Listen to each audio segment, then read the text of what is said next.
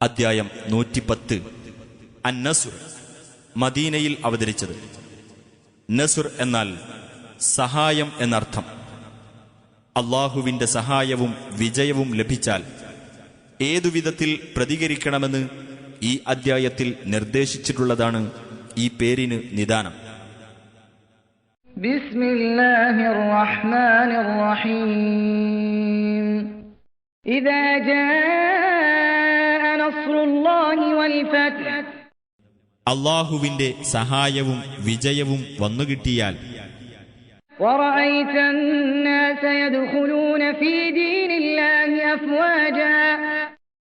ജനങ്ങൾ അള്ളാഹുവിന്റെ മതത്തിൽ കൂട്ടം കൂട്ടമായി പ്രവേശിക്കുന്നത് നീ കാണുകയും ചെയ്താൽ ഫസബ്ബിഹ് ബിഹംദി റബ്ബിക വസ്തഗ്ഫിർഹ് ഇന്നഹു കാന തവ്വാബാ.